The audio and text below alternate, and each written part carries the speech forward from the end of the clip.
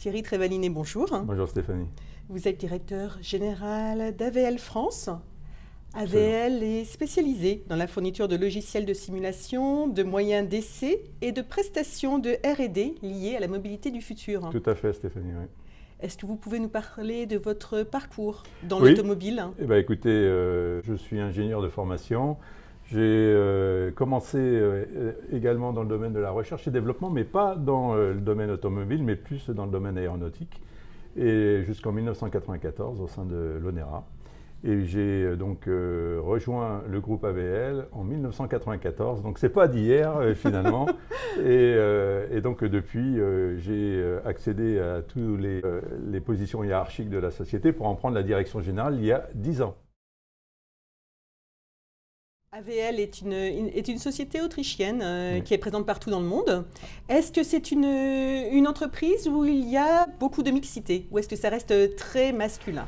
Alors, ce que je dois dire, c'est qu'on se plaint effectivement, et notre PDG, le professeur Helmut List, se plaint énormément du fait qu'on n'a pas une mixité extraordinaire dans le groupe.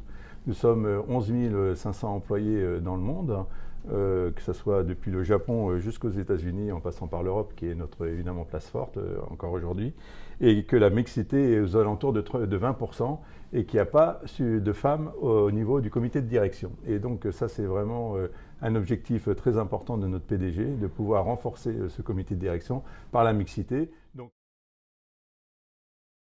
en plus de vos fonctions à la direction générale d'AVL France, vous êtes également vice-président de la SIA, la Société des ingénieurs de l'automobile, mais aussi président du MEDEF des Yvelines.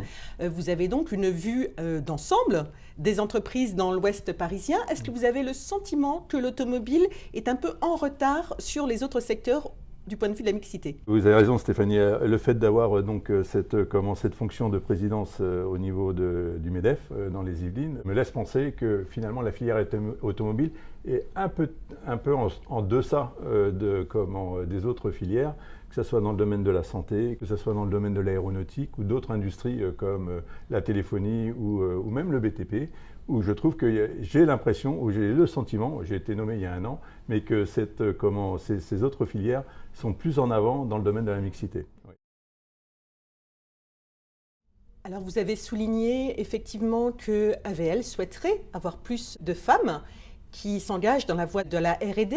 Pourquoi est-ce dû à votre avis ce désintérêt de la part des femmes? C'est quand même assez difficile à comprendre les raisons, mais je dirais que d'un point de vue logique, il me semble qu'il faudrait que l'éducation nationale puisse attirer les jeunes femmes et les jeunes hommes aussi. Oui, ça se passe bien en amont en fait. Tout à fait en amont, vers les sciences, puisque je crois que la base de tout, c'est quand même l'éducation et la formation scientifique dans nos filières de l'industrie et en particulier de l'automobile. Et il me semble qu'une promotion plus importante des sciences au niveau de l'éducation nationale faciliterait cette arrivée de jeunes générations dans notre filière. Mais il est également, je pense aussi, de la responsabilité des constructeurs automobiles, des équipementiers et des sociétés d'ingénierie comme la nôtre de pouvoir faire la promotion de tous les métiers nécessaires au développement du véhicule décarboné et connecté d'aujourd'hui. Et de ce point de vue-là, je crois que aussi la filière a une responsabilité. Donc, l'éducation nationale, les universités, les acteurs économiques de la filière, mais aussi les territoires, parce que tout ça, c'est un ensemble, hein, d'où mes fonctions au MEDEF des Yvelines, fait que normalement, avec tout ça, on devrait pouvoir attirer beaucoup plus de monde dans nos filières avec beaucoup plus de proximité. Autre chose aussi, je pense que cette filière est devenue tout à fait internationale et ça doit être aussi un vecteur et un facteur de promotion et d'intérêt pour les jeunes générations. Et ça, je crois qu'on devrait aussi en faire la promotion. Alors la voiture est en pleine révolution aujourd'hui. On parle de smartphone sur roue. Oui. Vous êtes en plein dans le sujet en fait chez AVL. Absolument. Puisque vous développez des logiciels, Oui. Vous travaillez sur la mobilité du futur. C'est donc une filière d'avenir. Tout à fait, et puis c'est une filière qui devrait attirer aussi les jeunes générations, puisqu'on parle de Software Defined Vehicle, donc tous les softwares à bord et les logiciels à bord du véhicule donc pour l'aide à la conduite, pour aussi le véhicule autonome. Et de ce point de vue-là, on fait énormément de recherches, nous, chez AVL, dans ce domaine-là. On a également un gouvernement autrichien qui nous met à disposition des routes publiques pour qu'on développe nos propres démonstrateurs de véhicules autonomes. Notre volonté, c'est d'être les leaders et d'être en avance de phase par rapport aux technologies de demain. Donc c'est comme ça qu'il faut voir notre société.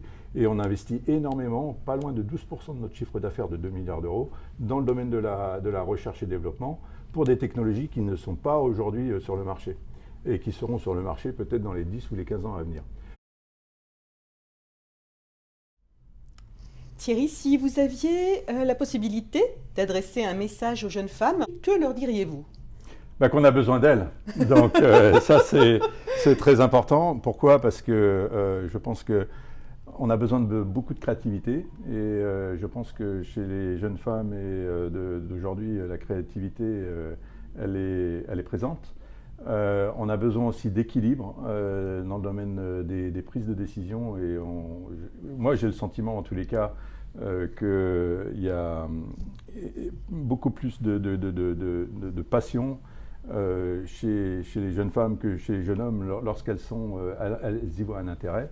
Donc, qu'est-ce que je pourrais dire ? Je pourrais dire que la filière automobile offre des métiers qui sont peut-être insoupçonnés aujourd'hui, principalement dans le domaine, plus forcément dans le domaine de la mécanique, mais principalement dans le domaine de la téléphonie, de la fonction logicielle à bord du véhicule, dans le développement de nouvelles technologies décarbonées.